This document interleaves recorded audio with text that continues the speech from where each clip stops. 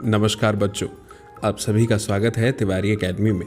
आज हम बात करेंगे आपकी कक्षा 3 में जो आपकी हिंदी की पाठ्य पुस्तक है उसके अंतर्गत आने वाले अध्याय 2 की, जिसका नाम है चींटी। तो चलिए शुरू करते हैं और देखते हैं क्या कुछ खास है इस अध्याय में हमारे देखने के लिए।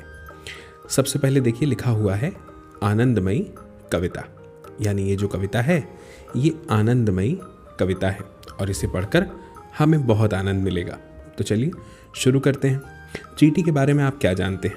आपको पता है ना, चींटी हमेशा लगातार आपको जब भी दिखेगी चलते हुए दिखेगी। क्या आपने कभी किसी रुकी हुई चींटी को देखा है? नहीं, चींटी हमेशा चलती रहती है, निरंतर चलती रहती है, लगातार चलती रहती है, कभी नहीं थकती, कभी नहीं रुकती, अपना काम हमेशा करती रहती है। तो यहाँ पे लिखा है, हर पल चलती जाती चींटी, श्रम का राग सुनाती चींटी। श्रम का मतलब होता है बच्चों यहाँ पे मेहनत, राग मतलब गीत सुनाना। तो हर पल चलती जाती चींटी, पल मतलब सेकंड, हर सेकंड जो है चींटी जो है वो चलती रहती है, कभी नहीं रुकती और क्या करती है? श्रम का यानी मेहनत का राग सुनाती है, मेहनत के गीत गाती है। कभी ऐसा नहीं होता कि चींटी जो है वो आपको रुकी हुई दिख जाएगी, थकी हुई दिख जाएगी। इसके बाद क्या लिखा है? इसके बाद लिखा हुआ है कि कड़ी धूप हो या हो वर्षा, दाना चुनकर लाती चींटी।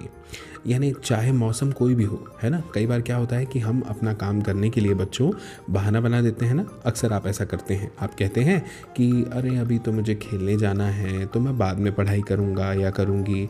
आप कहते हैं कि अरे अभी मुझे नींद आ रही है, या कई बार आप मौसम का कि आज बारिश हो रही है तो मन नहीं कर रहा है स्कूल जाने का, कोई नहीं आएगा, आज ठंड ज़्यादा पड़ रही है तो आज स्कूल नहीं जाएंगे, या गर्मी ज़्यादा है नहीं हो पाएगा। लेकिन चींटी कोई भी मौसम हो आपको ऐसे बहाने बनाते नहीं दिखेगी। कड़ी धूप हो या हो वर्षा, चाहे बहुत धूप हो, गर्मी पड़ रही हो, या बहुत ज़्यादा वर्षा हो, ठंड पड़ रही हो, दाना चुनकर लाती चींटी। चींटी को जो दाना चुनने का काम आता है, चींटी जो अपने लिए मेहनत करती वो हमेशा करती, कभी नहीं रुकती। आगे लिखा है, सचमुच कैसी कलाकार है, घर को खूब सजाती चींटी। और आप देखेंगे कि चींटी जो है वो अपना घर बहुत अच्छे से बनाती है, बहुत अच्छे से, कभी नहीं रुकती, कभी नहीं थकती और अपने घर को बहुत अच्छे से सजा सजा कर बनाती है। आगे क्या लिखा है? छोटा तन पर बड़े इरादे, नहीं कभी घबराती चींटी। और चींटी का जो तन है यानी जो उसका शरीर है वो बहुत ही कैसा है? छोटा सा है ना। चींटी कितनी छोटी होती है? यानी तन मतलब शरीर, उसका शरीर बहुत छोटा है, पर बड़े इरादे, इरादे उसके बहुत बड़े हैं। जो लोग हमेशा काम करते हैं, कभी नहीं थकते हैं, है ना, अपने काम में लगन से काम करते हैं। चाहे जैसे आप एक स्टूडेंट हैं और आपका काम पढ़ाई करना है, तो अगर आप खूब मेहनत करेंगे, अच्छे से पढ़ाई करेंगे, मन लगाकर, खेल कूद में भी अच्छे से मन लगाकर ध्यान देंगे, है ना, और हर तरह की सब्ज़ी खाएंगे, तो क्या होगा? ये करने से आप भी जो है कभी नहीं घबराएंगे, क्योंकि शरीर में ताकत आएगी। आप जब हर तरह की सब्ज़ी खाएंगे तो, है ना, ये चिप्स खाने से, कुरकुरे खाने से, चॉकलेट खाने से शरीर में ताकत नहीं आती है। बॉडी को अगर आपको हेल्दी रखना है तो आपको तो क्या खाना पड़ेगा? सब्ज़ी वगैरह खाना पड़ेगा। और अगर आप मेहनत करेंगे, पढ़ाई करेंगे, मन लगा के पढ़ाई करेंगे, खेल कूद भी अच्छे से करेंगे, ये नहीं कि दिन भर मोबाइल चला रहे हैं, खेलेंगे, दोस्तों के साथ जाके खेलेंगे, बाहर खेलेंगे, है ना, तो क्या होगा? इससे आपके इरादे मजबूत होंगे और फिर आप भी कभी घबराएंगे नहीं। आगे लिखा है, नन्हे नन्हे पैर बढ़ाकर पर्वत पर चढ़ जाती चींटी। और अपने छोटे छोटे, नन्हे नन्हे मतलब छोटे छोटे पैर बढ़ाकर आप देखेंगे कि चींटी जो है वो पर्वतों पर भी चढ़ जाती है। आप पहाड़ पे जाएंगे तो वहाँ भी आपको चींटियाँ मिल जाएगी। आगे लिखा है, काम बड़े करके दिखलाती, जहाँ कहीं अड़ जाती चींटी। और बड़े बड़े काम करके दिखलाती है। ऐसा नहीं है कि चींटी ने सोच लिया कि ये काम करना है तो फिर वो नहीं होगा, होगा मतलब होगा, करना है मतलब करना है। आगे लिखा है, मेहनत ही पूजा है प्रभु की, हमको यह सिखाती चींटी। और भगवान की जो असली पूजा है कि आप भगवान को मान रहे हैं, उनकी पूजा कर रहे हैं, तो वो सिर्फ और सिर्फ क्या है?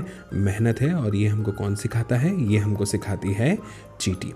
ये प्यारी सी, सुंदर सी, मोटिवेट करने वाली, बहुत अच्छी सी, सुंदर सी कविता हमारे लिए लिखी है प्रकाश मनु जी ने। तो चलिए आगे बढ़ते हैं और देखते हैं कि क्या इस अध्याय को जितने अच्छे से हमने समझा, जाना, पढ़ा, देखा, उतने अच्छे से हमें इसके प्रश्न उत्तर भी बनते हैं कि नहीं।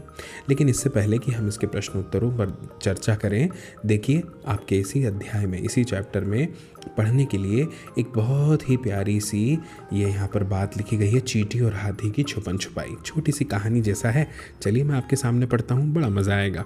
चींटी और हाथी की छुपन छुपाई। पढ़ें, चलिए पढ़ते हैं। लिखा है, चींटी और हाथी छुपन छुपाई खेल रहे थे। यानी चींटी और हाथी क्या कर रहे थे? लुका छुपी खेल रहे थे। अब चींटी को तो एकदम पता चल जाता है कि हाथी कहाँ छुपा है। आप बता सकते हैं कैसे? क्योंकि हाथी का शरीर देखो कितना बड़ा है, कहीं भी छुपेगा तो चींटी को तो दिखेगा, तो हाथी का शरीर बड़ा है ना। लेकिन जब चींटी एक मंदिर के भीतर छिपती है तो हाथी भी उसे एकदम से ढूंढ लेता है। अब सोच के बताओ भाई, मंदिर के अंदर छुपी हुई चींटी को हाथी एकदम से कैसे ढूंढेगा? कैसे पता चलेगा कि चींटी मंदिर में छिपी है? अरे भाई देखिए ना, आपको दिख रहा है मंदिर के सामने चींटी ने अपनी चप्पल उतार दी है। क्यों? क्योंकि वो गई है मंदिर के अंदर, तो हाथी को उसकी चप्पल देखकर पता चल जाता है अपने आप। ठीक है, मुझे लगता है आपको बात समझ में आ गई। अब हम आगे बढ़ते हैं और देखते हैं कि क्या इस अध्याय के जो प्रश्न और उत्तर हैं वो हमें बनते हैं या नहीं बनते। चलिए सबसे पहले प्रश्न क्रमांक 1 हमारे सामने, पढ़ता हूँ क्या लिखा है।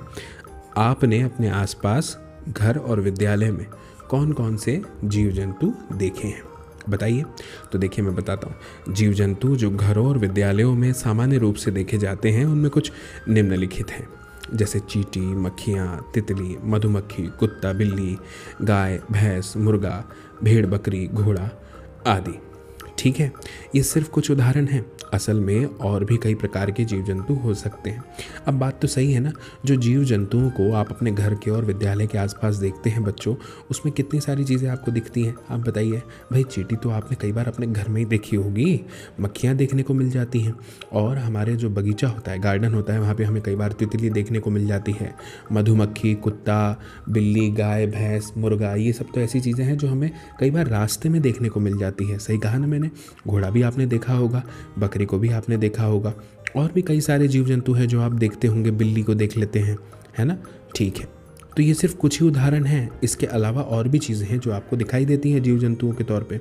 तो असल में और भी कई प्रकार के जीव जंतु हो सकते हैं। कुछ जीव जंतु तो लोगों के घरों में पाले भी जाते हैं, जैसे कि कछुआ हो गया, कुछ लोग पालते हैं, है ना। चूहे कुछ लोग पाल लेते हैं, वाइट वाले जो आते हैं वो, है ना। मिट्ठू पाल लेते हैं। तो ये सब तरह तरह की चीज़ें देखने में आती है। सही कहा ना मैंने। ठीक, अब प्रश्न क्रमांक 2 पर आते हैं। लिखा है, आपने सबसे छोटा कौन सा कीट देखा और कहाँ देखा है, बताइए। तो देखिए भाई, मैं आपको बताता हूँ कि मैंने तो कई प्रकार के छोटे छोटे कीट देखे हैं। कीट मतलब ये जो छोटे मोटे जीव जंतु होते हैं, इनकी बात हो रही है। जैसे चींटी हो गई, तो इनमें सबसे छोटा जीव चींटी है। इसे आमतौर पर घरों के आसपास या छोटे छोटे पौधों पर आप देख सकते हैं, है ना। चींटी आपको हर जगह मिल जाएगी। अब प्रश्न क्रमांक 3 हमारे सामने है बच्चों कि क्या है प्रश्न क्रमांक 3, आपने चींटी के अलावा या अतिरिक्त और कौन कौन से श्रम करने वाले जीव देखे हैं जो चींटी की तरह मेहनत करते हैं। तो देखो, जितने भी लोग आप देखते हैं जीव जंतुओं में, जैसे कि मान के चलो आपने तितली को देख लिया, तो वो आपको हमेशा उड़ उड़ करके फूलों के पास जा करके उसके पराग कणों को चूमती हुई, है ना, निकालती हुई नज़र आ जाएगी। ऐसे ही मधुमक्खियाँ भी करती हैं। ऐसे ही आपने देखा होगा कि जो अपने भैंस होती है, भैंसा होता है, ये सब चीज़ें भी, इनसे भी मेहनत करवाई जाती है। आपने बैलगाड़ी के बारे में सुना होगा, घोड़ा गाड़ी के बारे में सुना होगा, है ना।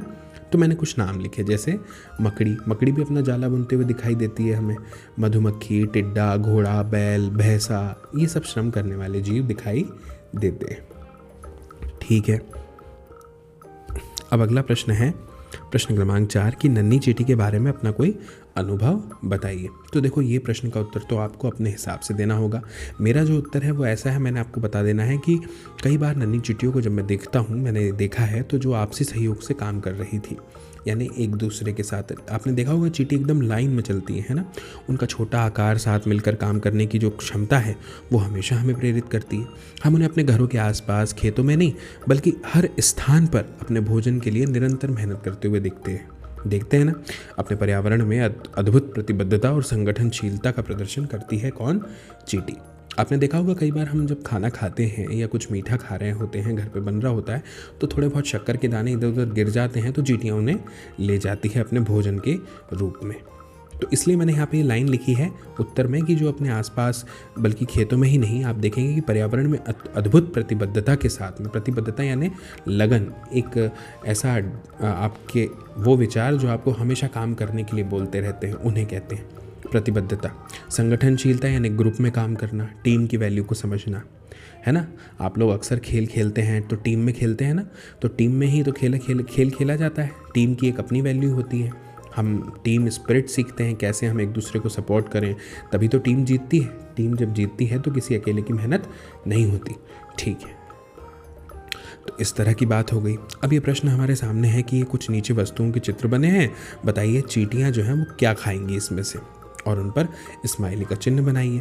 अब देखो भाई, मैं आपको बताता हूँ कि जैसे लड्डू तो चींटी खा लेगी, करेले का नहीं पता, गेहूं के दाने का नहीं पता, चीनी जरूर खाएगी, शहद जरूर खाएगी। अब देखिए उत्तर में, देखिए लड्डू जो है वो खा रही है, चीनी खा रही है और शहद खा रही है। बाकी चीज़ों के लिए आप चींटियों को नहीं देखेंगे। ठीक है, अब प्रश्न क्रमांक 2 हमारे सामने है कि निम्नलिखित पंक्तियों को पूरा कीजिए। ठीक है, तो घर को, अब उसके बाद क्या लिखेंगे, तो देखिए मैंने नीचे उत्तर लिखा है कि घर को खूब सजाती चींटी, पर्वत पर चढ़ जाती चींटी, दाना चुनकर लाती चींटी, श्रम का राग सुनाती चींटी। इसका अर्थ तो हम ऊपर ही देख चुके हैं, है ना। ठीक है, अब ये लिखा है कविता के अनुसार हम चींटी जो है वो हमको क्या क्या करना सिखाती है, लिखकर बताइए। तो देखिए मैंने यहाँ पे जवाब लिख दिया है, अब मैं आपके सामने पढ़ता हूँ। परिश्रम करना सिखाती है हमें चींटी, है ना। बड़े इरादे रखना सिखाती है कि भाई हमें हमेशा बड़े इरादे रखना चाहिए। अब चींटी का साइज़ कितना छोटा है लेकिन उसके इरादे कितने बड़े हैं। सोचो कि कभी नहीं थकती, कभी नहीं रुकती, निरंतर श्रम करती रहती है ना। तो ये बड़ी वाली बात है, घबराती भी नहीं। लिखा ना, कभी ना घबराना, मेहनत ही प्रभु की पूजा है। ये हमें सीखने को मिलता है चींटी से कि जितना आप मेहनत करेंगे, निरंतर अपना काम करते चलेंगे, समझ लीजिए कि आप अपने भगवान की पूजा कर रहे हैं। ठीक है, अब आगे लिखा है कविता में चींटी को क्या क्या कहा गया है। तो कलाकार तो इन्होंने ही लिखा, इसके अलावा उसे मेहनती कहा गया, साहसी कहा गया, सहयोगी कहा गया, ये सब कहा गया है। अब प्रश्न क्रमांक 2 हमारे सामने आता है बच्चों कि कितनी बार आई चींटी। चींटी कविता में चींटी शब्द कितनी बार आया है, इसे गिने और उतनी चींटियाँ बनाकर पंक्ति को पूरा करें। तो कविता में जब आप गिनेंगे तो आपको देखेंगे कि कविता में चींटी 8 बार आया। एक बार चेक करके देखें, देखिए मैं आपको बताता हूँ, बहुत आसानी से चेक हो जाएगा, अब भी पता चल जाएगा। देखिए 1 2 3 4 5 6 7 8, सही कहा मैंने। तो कविता में ये 8 बार आया है, तो इसलिए हमने यहाँ पर 8 चींटियों को बना दिया। 1 2 3 4 5 6 7 8। ठीक है, ठीक है। अब देखिए प्रश्न क्रमांक 3 हमारे सामने है कि आइए चींटी कविता को आगे बढ़ाते हैं। तो मैंने इस तरह से लिखा कि चीनी का दाना दिख जाए उसको लेने जाती चींटी। सही कहा ना मैंने, जैसे ही चीनी का दाना दिखता है तो उसको चटपट लेने कौन चल जाती है, चींटी चल जाती है। फिर चट से उसको मुंह में रखकर अपने घर को ले जाती चींटी। और फिर क्या होता है, सब मिलकर बांट कर खाते, सब मिलकर प्यार से रहते। यही काम चींटी भी करती है, यही काम हम लोग भी करते हैं। जो भी हम कमाते हैं, जो भी हम खाना तैयार करते हैं, उसको साथ में मिल बांट के खाते हैं, है ना। ठीक है, अब देखिए प्रश्न क्रमांक 4 क्या है, शब्दों की तुकबंदी। ठीक है, तो जैसे दाना का, खाना, धूप का, रूप, कड़ी का, पड़ी, राग का, दाग, इस तरह से, चींटी, मीठी, इस तरह से। तुकबंदी मतलब एक जैसे सुनाई देने वाले शब्दों को बोलना। ठीक है, ठीक है। अब देखो यहाँ पे एक प्रश्न है, बहुत अच्छा है, मैं पढ़ता हूँ। क्या लिखा है, आपके घर कई कोनों में चींटी आती जाती है ना। एक दिन वह आपको रोक लेती है और आपसे कुछ कहती है। आपके और उसके बीच में क्या क्या बातें हुई होंगी, जरा उसको लिखिए। तो सबसे पहले जैसे आप लिखा तो आपने क्या बोला, नमस्ते चींटी, आज आप अकेली आई हैं। तो चींटी ने कहा जी नमस्ते, हाँ आज मैं अकेली आई हूँ। फिर आप कहेंगे आपके दूसरे साथी कहाँ हैं। तो चींटी कहेंगे वे आज भोजन की तलाश में अन्य जगह पर गए। इस तरह से बच्चों ये एक छोटी सी कल्पना, एक इमेजिनेशन जो है हमें यहाँ पर दी हुई है। तो बच्चों देखिए मैं आपको बताता हूँ, ये जो किताब में आपकी अध्याय 1 दिया हुआ था, जिसको अभी हमने बहुत अच्छे से समझा जाना, आपको बहुत अच्छे से समझ में आया होगा, है ना? आया ही होगा। आप ज़रूर इस चैनल को अभी सब्सक्राइब कर लीजिए और इस वीडियो को ज़रूर शेयर कीजिए अपने दोस्तों के साथ, ताकि वे लोग भी देख पाएँ इस वीडियो को और समझ पाएँ इस जानकारी को। बाकी हम जल्दी मिलेंगे अगले वीडियो में, तब तक के लिए आप सभी को मेरा नमस्कार।